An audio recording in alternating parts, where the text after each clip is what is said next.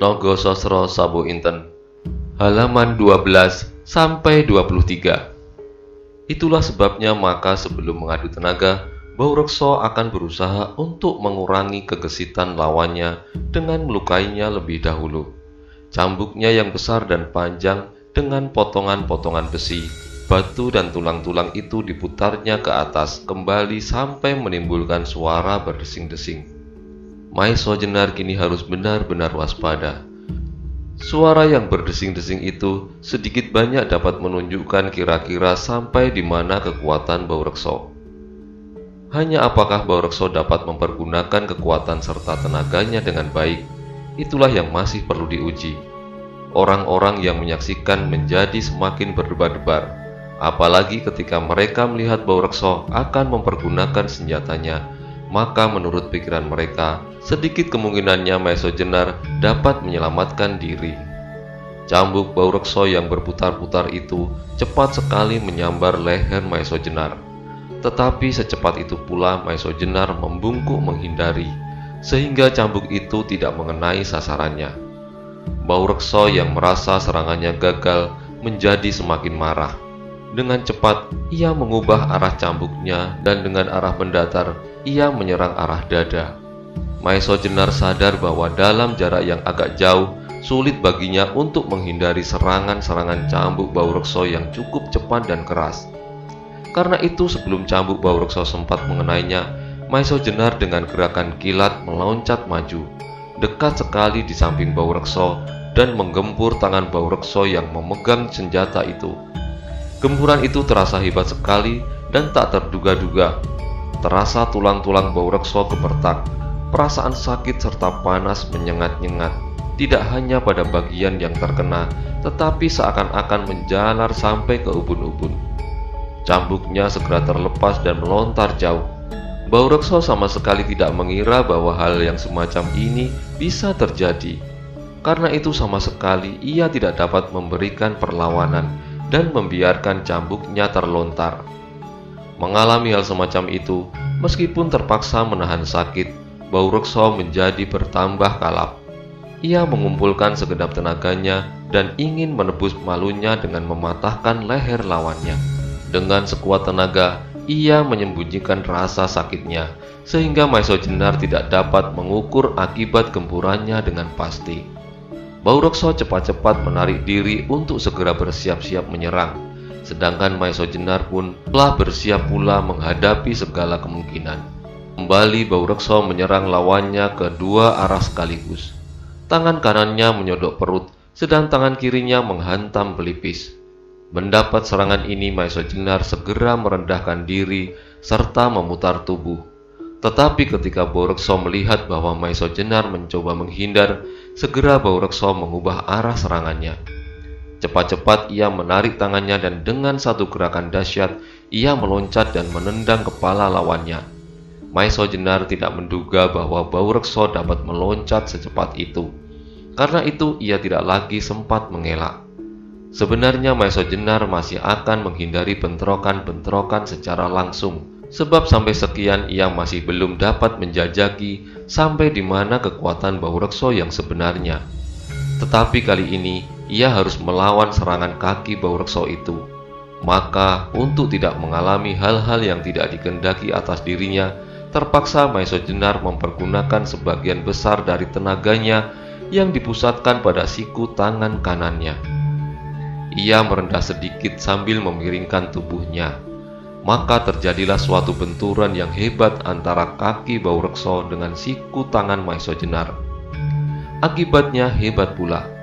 Baurekso ternyata telah mengerahkan seluruh tenaganya, dan ketika ia melihat bahwa Maeso Jenar tidak sempat mengelakkan serangannya, ia sudah memastikan bahwa orang asing itu akan terpelanting dan tidak akan dapat bangun kembali.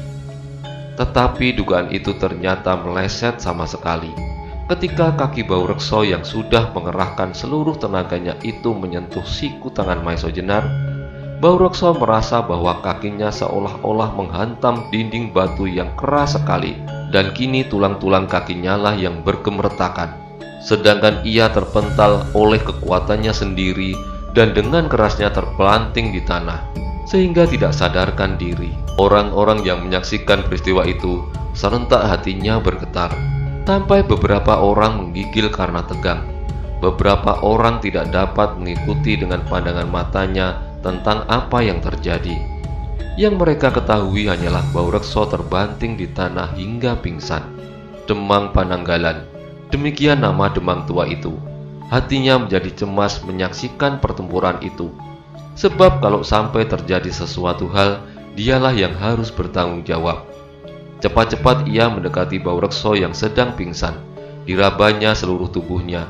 Ia menjadi terkejut sekali ketika tangannya meraba kaki Baurekso yang membentur siku Maeso Jenar. Kaki itu terasa dingin sekali dan di beberapa bagian terasa adanya luka dalam yang berbahaya bila tidak lekas-lekas mendapat pertolongan. Orang-orang yang berkerumun menjadi terdiam seperti patung. Mereka tidak tahu lagi bagaimana harus menilai kehebatan orang asing itu, yang dengan bermain-main saja telah dapat mengalahkan Gagak Ijo dan kemudian sekaligus Baurekso. Sementara itu, Baurekso dan Gagak Ijo telah diangkat orang ke dalam sambil menunggu Ki Asem Gede. Kini perhatian orang seluruhnya tertumpah pada Maeso Jenar yang masih belum bergeser dari tempatnya. Hanya sebentar mereka melirik juga kepada Demang Pananggalan sambil bertanya-tanya di dalam hati, apakah seterusnya yang akan diperbuat oleh Demang tua itu? Sebenarnya pada saat itu, Demang Pananggalan telah mengambil keputusan untuk mempersilahkan Maeso Jenar masuk ke rumah Kademangan dan memberikan keterangan-keterangan. Tetapi segera keadaan menjadi tegang kembali ketika seseorang dengan langkah yang tegap dan tenang memasuki gelanggang. "Kakang Demang," kata orang itu dengan nada yang berat berwibawa, "perkenankanlah aku memperkenalkan diri terhadap orang asing ini." Alangkah terkejutnya Demang Pananggalan melihat orang itu memasuki gelanggang. Ia menjadi kebingungan, sebab sama sekali ia tidak menduga bahwa persoalannya akan berlarut-larut. Orang itu adalah pemimpin pasukan yang menangkap Maeso Jenar tadi, dan ia adalah adik kandung Demang tua itu. Beberapa kali adik kandungnya yang bernama Mantingan itu menyatakan ketidaksenangannya atas sikap Baurekso yang sering adigang, adigung, adiguna, dan mendadak ia ingin membelanya. Melihat kebingungan dan keraguan-raguan Demang Pananggalan, Mantingan menyambung, "Aku tidak akan membela seseorang, Kakang. Tetapi aku tidak mau orang lain menyangka betapa lemahnya kedemangan ini. Kami tidak tahu siapakah orang asing itu. Syukurlah kalau ia bermaksud baik. Tetapi kalau orang itu ingin menjajaki kekuatan kita, alangkah berbahayanya. Sedangkan keterangan yang diberikan bukanlah berarti suatu kebenaran yang harus kita percaya demikian saja." "Tetapi maksudku bukan kau, Mantingan," kata Demang itu tergagap. Sebab ia tahu bahwa adiknya adalah orang yang berilmu. Ia adalah orang yang lebih hebat daripada dirinya sendiri. Ia adalah murid kedua Ki Ageng Supit di Wonokerto. Mantingan adalah seorang dalang yang secara kebetulan sedang mengunjungi kampung halamannya yang baru saja didatangi oleh gerombolan yang menculik gadis-gadis. Dan Mantingan diminta untuk sementara tetap tinggal kalau ada kemungkinan gerombolan penculik itu datang kembali. Tetapi saat itu Mantingan seperti tidak mendengar kata-kata kakaknya. Ia segera menyerahkan trisulannya kepada orang terdekat yang dengan gugup menerima senjata itu tanpa kesadaran. "Kisana," kata Mantingan kepada Maeso Jenar dengan sopan, "aku belum pernah bertemu dengan kau sebelumnya dan juga belum pernah mempunyai suatu persoalan apapun. Tetapi tadi kau telah mempertunjukkan ketangkasan dan ketangguhanmu. Maka perkenankanlah aku sekarang mencoba untuk melayanimu dengan sedikit pengetahuan yang aku miliki." Maeso Jenar sibuk menduga-duga dalam hati. Orang ini sikapnya agak berbeda dengan orang lain yang berada di situ. Menilik sikapnya, sudah seharusnya kalau Maeso Jenar lebih berhati-hati melawannya. "Dan sekarang," sambung Mantingan, "awaslah, aku mulai." Dan sesudah itu, benar-benar ia mulai menyerang. Langkahnya tetap ringan. Ia membuka serangannya dengan kaki, sedangkan kedua tangannya bersilang melindungi dada. Melihat serangan ini, Maesho Jenar terkejut. Ia kenal gerakan pembukaan ini. Ketika orang itu dipanggil namanya, sama sekali ia tidak menduga bahwa orang itu pula lah yang berdiri di hadapannya, bahkan sedang mengadu tenaga dengan dirinya. Ia adalah dalang mantingan dari Wonokerto, murid Ki Ageng Supit. Ia sering mendengar nama itu. Bahkan pernah tersebar kabar di Demak bahwa dalang mantingan seorang diri dapat menangkap 3 saudara perampok dari Carakah di kaki Gunung Merapi yang dikenal dengan satu nama Samber Nyawa. Gerak pembukaan ini jelas berasal dari Ki Ageng Supit yang meskipun belum setaraf dengan gurunya, tetapi Ki Ageng Supit juga mempunyai nama yang dikagumi. Tetapi Maesho Jenar tidak sempat berpikir banyak, sebab ia segera sibuk melayani lawannya, yang bergerak menyambar-nyambar dengan gerakan-gerakan yang cukup tangguh. Akhirnya, Maesho Jenar tidak dapat hanya bersikap mengelak dan menghindar saja. Ia tidak bisa hanya bersikap mempertahankan diri saja. Untuk mengurangi kebebasan gerak lawannya, ia harus ganti menyerang. Serangan Ki Dalang Mantingan semakin lama menjadi semakin hebat pula. Tangannya bergerak-gerak dengan cepat dibarengi gerak kakinya yang ringan dan cekatan. Kali tangan mantingan itu sudah berubah menyambar kening. Tetapi Maesho Jenar adalah bekas prajurit pengawal raja, dan ia adalah murid Pangeran Handayanirat yang juga disebut Ki Ageng Pengging Sepuh. Untuk melawan mantingan, sengaja Maesho Jenar mempergunakan tanda-tanda khusus dari perguruannya, sebab jelas bahwa perguruannya mempunyai beberapa persamaan dengan gerakan-gerakan yang dilakukan oleh mantingan.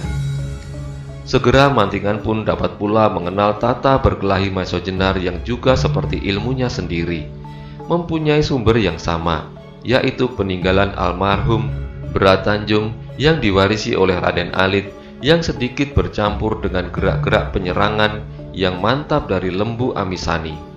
Tetapi yang ia tidak tahu, dari manakah Maesho Jenar mempelajari tata berkelahi itu yang memiliki banyak perubahan dan penyempurnaan-penyempurnaan dengan gabungan-gabungan yang tepat dan berbahaya.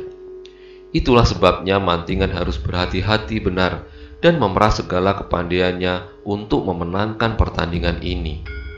Ketika mantingan berhasrat untuk cepat-cepat mengakhiri pertandingan ini, ia memusatkan segala tenaga dan pikiran untuk kemudian sebagai angin ribut melanda lawannya. Hebat, pikir Maesho Jenar ketika ia menerima serangan bertubi-tubi dari mantingan. Memang perguruan Wonokerto memiliki keistimewaan yang tak dapat diabaikan.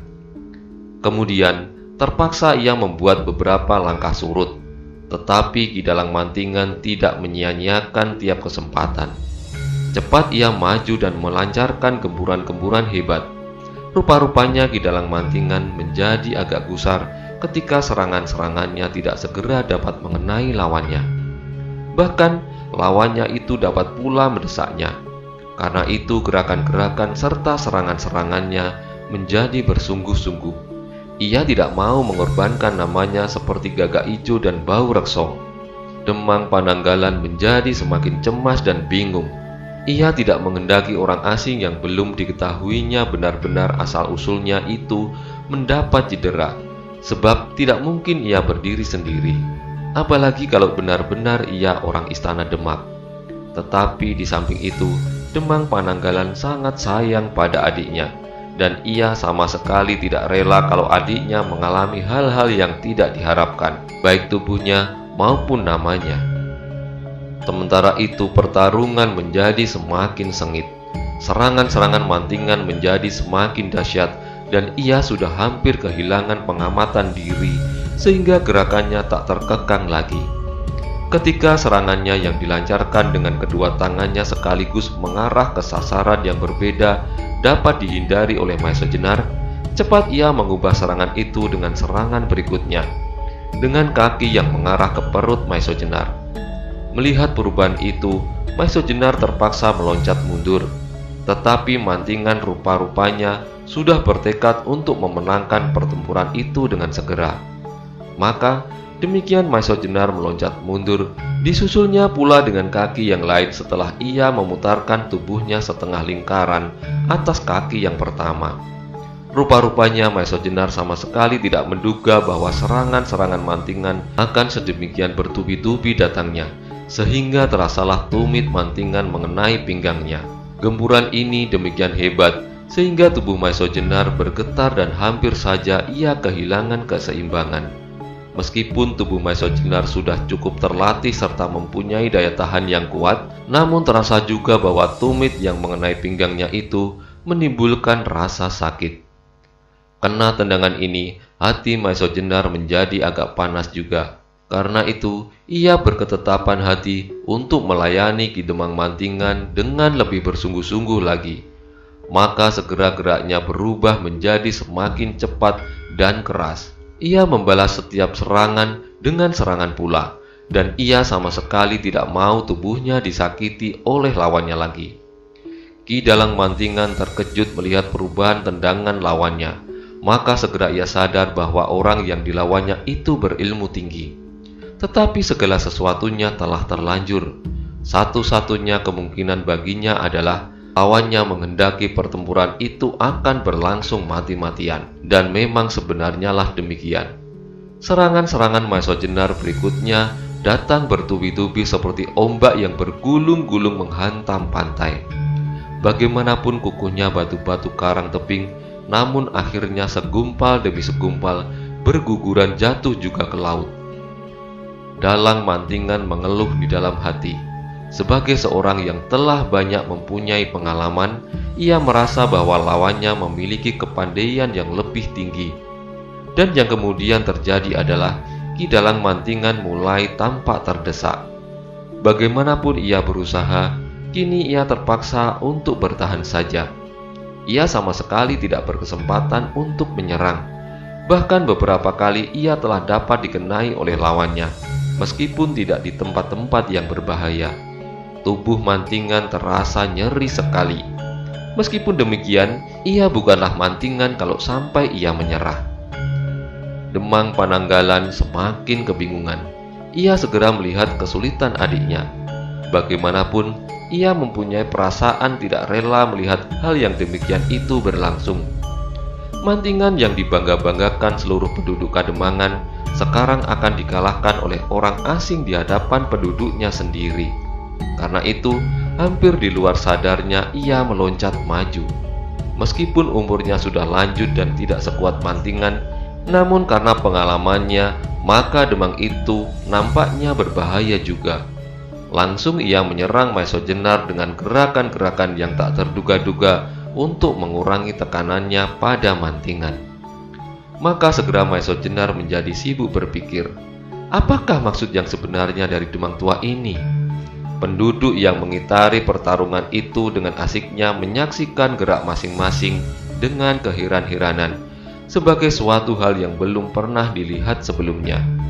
Mendadak mereka terkejut sekali melihat Demang terjun langsung ke arena. Mereka serentak merasa bangun dari sebuah mimpi yang dahsyat.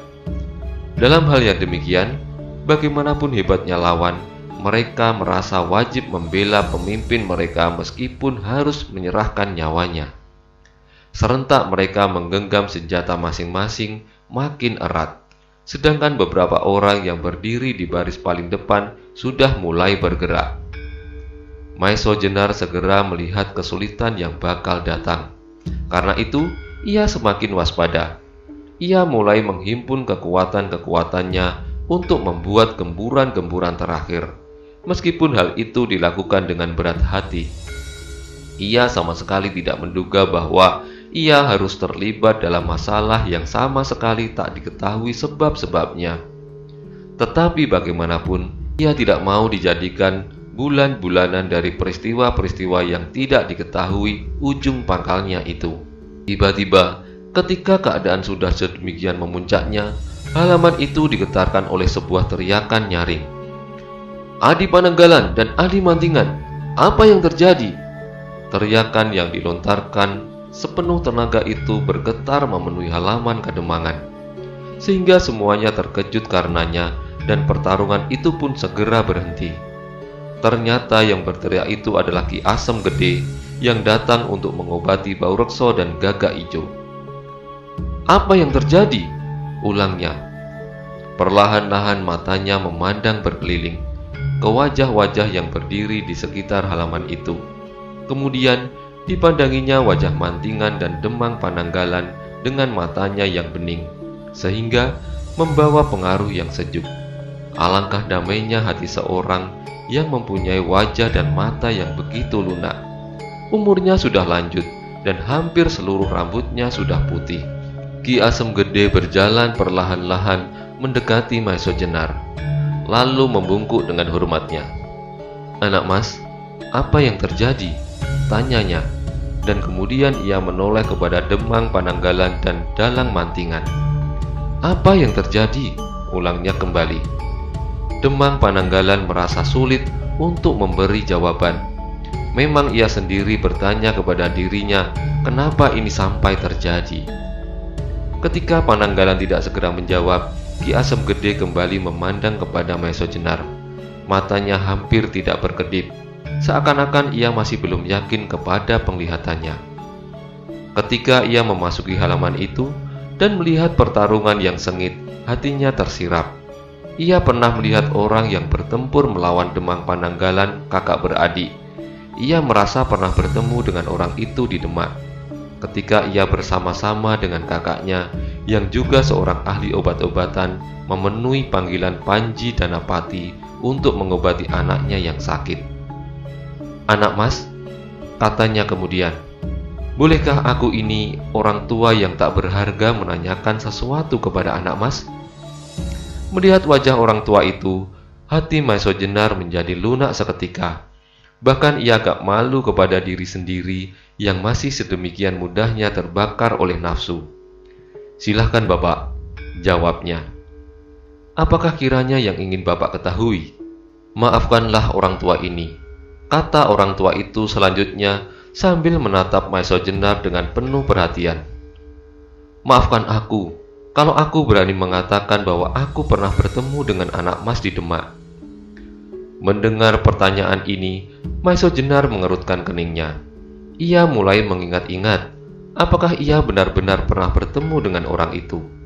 "Ku pernah datang ke Demak," sambung Ki Asem Gede, "bersama dengan kakakku, untuk mencoba menyembuhkan sakit putra Panji Danapati, salah seorang perwira dari prajurit pengawal raja." Mendengar kata-kata Ki Asem Gede, tiba-tiba Maeso Jenar jadi teringat pertemuannya dengan orang tua itu. Pada saat itu ia sedang berkunjung ke rumah kawan sepasukan yang pada saat yang bersamaan sedang memanggil dua orang tua untuk mengobati anaknya yang sedang sakit.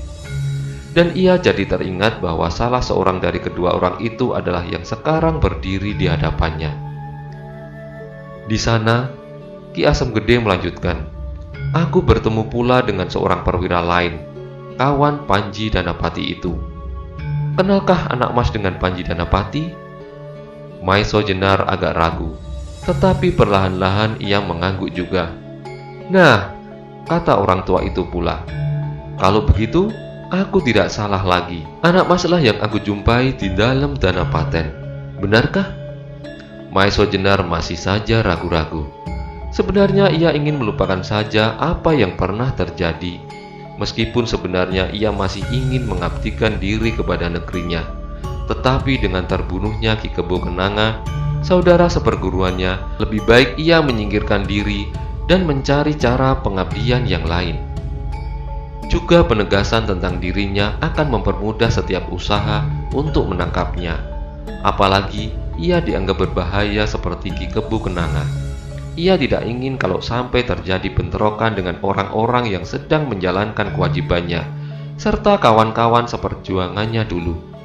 Maka lebih baik baginya untuk menjauhkan diri saja dari setiap kemungkinan itu. Tetapi sekarang ia tidak dapat mengingkari pertanyaan orang tua itu. Karena itu, kembali Maeso Jenar mengangguk lemah.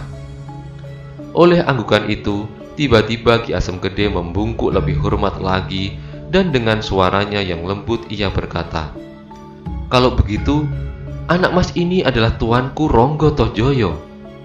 Perkataan Ki Asem Gede itu seperti petir datang menyambar telinga Ki Dalang Mantingan serta Demang Pananggalan. Ia pernah mendengar nama itu, bahkan nama itu terlalu besar untuk disebut-sebut sebagai seorang pahlawan yang sudah mengamankan Demak dari gangguan-gangguan kejahatan. Maiso Jenar sendiri agak terkejut juga mendengar nama itu disebutkan, tetapi ia tidak dapat berbuat lain daripada mengiyakannya. Sebab Ki Asem Gede itu pasti pernah mendengarnya dari Panji Danapati bahwa ia sebagai seorang perwira pengawal raja, di samping namanya sendiri mendapat gelar Ronggo Tohjoyo. Demang Pananggalan dan Ki Demang Mantingan masih berdiri termangu-mangu. Mereka masih belum yakin benar akan kata-kata Ki Asem Gede. Sampai Ki Asem Gede menyapanya, "Adi Pananggalan dan Adi Mantingan, belumkah Adi berdua pernah mendengar nama itu?" Mereka berdua tersadar oleh sapa itu. Dengan hati-hati Demang Pananggalan mencoba bertanya, "Ki Asem Gede, aku memang pernah mendengar gelar itu serta kebesarannya, tetapi aku belum pernah mengenal wajahnya, karena aku orang yang picik dan sama sekali tak berarti. Tetapi perkenankanlah aku bertanya bahwa beliau tadi berkenan menyebut gelarnya dengan Maiso Jenar." Ki Asem Gede tertawa lirih. "Benar Adi berdua, Maiso Jenar adalah namanya, sedang gelarnya sebagai seorang prajurit adalah Ronggo Tohjoyo." Hati Demang Pananggalan dan Dalang Mantingan berdegup keras, tetapi pandangan mata mereka masih mengandung 1000 macam pertanyaan, sehingga akhirnya Maiso Jenar sendiri mengambil keputusan untuk mengatakan keadaan yang sebenarnya sebagai suatu hal yang tak mungkin lagi diingkari. "Bapak Demang dan Kakang Mantingan, memang sebenarnya lah aku yang bernama Maiso Jenar, telah menerima anugerah nama sebagai seorang prajurit Ronggo Tohjoyo." Mendengar penjelasan itu, detak jantung Demang Pananggalan dan Dalang Mantingan serasa akan berhenti. Mereka sama sekali tidak mengira bahwa mereka telah berhadap-hadapan dengan seorang yang sakti. Untunglah bahwa segala sesuatunya belum terlanjur. Kalau sampai terjadi Ronggo Tohjoyo mengeluarkan segala kesaktiannya, maka sulitlah bagi mereka semua untuk dapat keluar dari halaman itu dengan masih bernafas. Seperti digerakkan oleh satu tenaga penggerak, Dalang Mantingan dan Demang Pananggalan cepat-cepat melangkah maju ke hadapan Maiso Jenar dan bersama-sama membungkuk hormat. Dengan agak terputus-putus karena berbagai perasaan yang berdesakan di dada, Demang Pananggalan berkata, "Kami mohon ampun ke hadapan anak mas Ronggo Tohjoyo bahwa kami telah berbuat sesuatu kesalahan yang besar sekali, serta mengucapkan beribu-ribu terima kasih atas kemurahan anak mas yang tidak sekaligus menghabisi jiwa kami. Dan sekarang kami menyerahkan diri untuk menerima segala hukuman yang seharusnya kami jalani."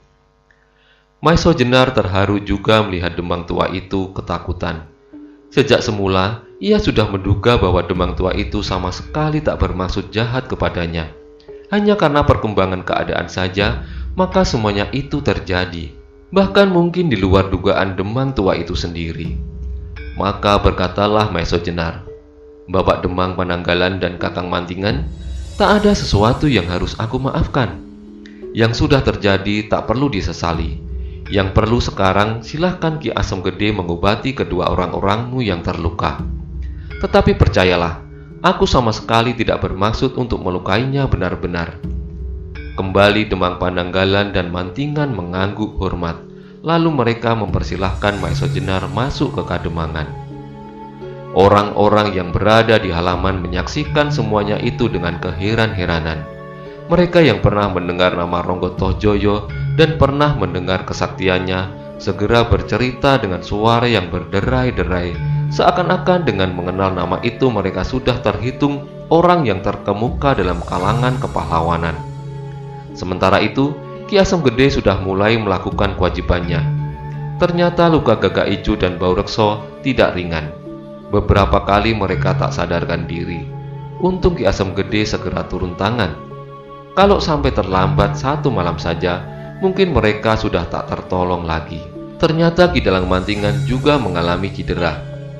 Beberapa bagian tubuhnya tidak bekerja seperti biasa dan di beberapa bagian yang terkena serangan Maeshojenar tampak membengkak dan kemerah-merahan. Untunglah, daya tahan tubuh Mantingan cukup kuat sehingga Ki Asam Gede tidak perlu bekerja terlalu keras untuk menolongnya. Ketika keadaan sudah agak reda dan Ki Asam Gede sudah tidak sibuk lagi, duduklah mereka di atas balai-balai besar di Pendapa Kademangan, mengelilingi lampu minyak yang nyalanya bergoyang-goyang diayun-ayunkan angin. Di luar, gelap malam mulai turun sebagai tabir raksasa berwarna hitam kelam. Sedangkan di langit satu demi satu bintang mulai bercahaya menembus hitamnya malam. Mereka mulai berbicara dan bercerita tentang diri masing-masing. Bersambung ke halaman 24.